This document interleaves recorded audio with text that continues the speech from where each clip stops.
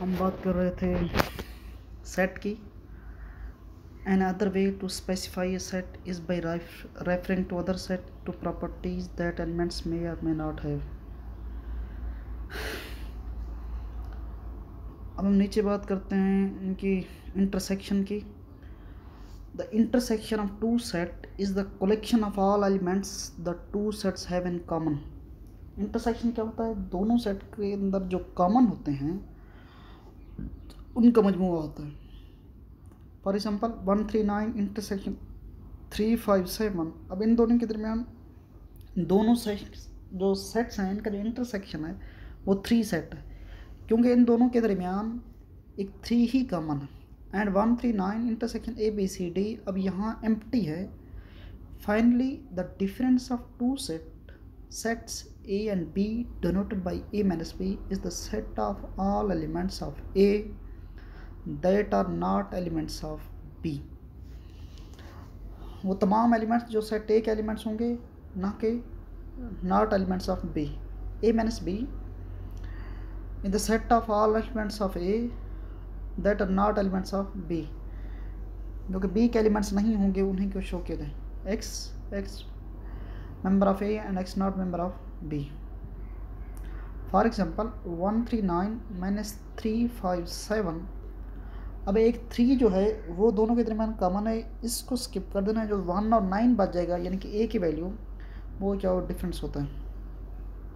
For example if A, B and C are sets the following laws hold. अगर A, B set हों तो उन पर ये लॉ अप्लाई होते हैं। Idempotency A union A is equal to A. Commutativity idempotency ये होता है कि यानी कि उन A की सेट का अगर यूनियन ले या इंटरसेक्शन ले बात एक ही होती है। कम्यूटेटिव ये होता है कि A union B is equal to B union A। Associative ये होता है कि पहले इसमें 3 सेट होते हैं, अगर पहले का इंटरसेक्शन, पहले का यूनियन, पहले 2 का यूनियन फिर तीसरे का यूनियन ये भी बराबर है अगर पहले का यूनियन और दोनों आखिरी 2 का यूनियन मिला के। जबकि डिस्ट्रीब्यूटिव ये होता है, या इंटरसेक्शन भी ऐसे ही होता है, ये वाइस वर्सा है। डिस्ट्रीब्यूटिव ये होता है कि पहले 2 का उसके साथ पहले 2 का यूनियन फिर intersection C is equal to A intersection B union C। इसी तरह से नीचे ये होता है अगर A इंटरसेक्शन B हो इंटरसेक्शन C हो तो भी इक्वल है A intersection B intersection C के। नीचे है एब्सटीट्यूटिव एब्जर्प्शन। एब्जर्प्शन ये होता है A union B into A is equal to A intersection B union A is equal to A। De Morgan law क्या होता है? A minus B union C is equal to A minus B intersection A minus C। A minus B intersection C is equal to A minus B union A minus C। अब हम prove करते हैं De Morgan law को। L is equal to A minus B union C and R is equal to A minus B intersection A minus C. We are to show that हम ये show करना चाहते हैं L is equal to R.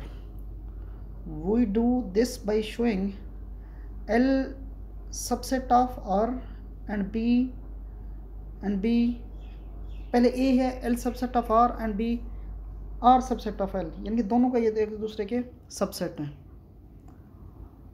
Let X be an element of L। अगर X एक element of L है यानी कि then X member of A but X not member of B। X member of A है जबकि X member of B या C नहीं है। Hence X is an element of both A minus B and A minus C। चूँकि member है A का लिहाजा दोनों का मेंबर है। And is this an element of R, और ये R का भी एलिमेंट है। Therefore L subset of R। Let X member of R and X is an element of both A minus B and is therefore in A but neither B nor C. Hence X member of A but X not member of B union C, so X member of L. Therefore L subset of R, and we can have established that L is equal to R closed set.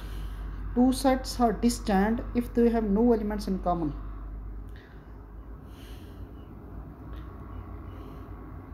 दो sets क्या होते हैं, common होते हैं.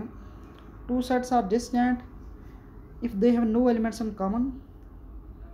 दो set distant होंगे अगर उनके दरमियान कोई कॉमन एलिमेंट नहीं होगा. Thus if their intersection is empty, यानी कि उनका अगर इंटरसेक्शन क्या हो, एम्प्टी हो.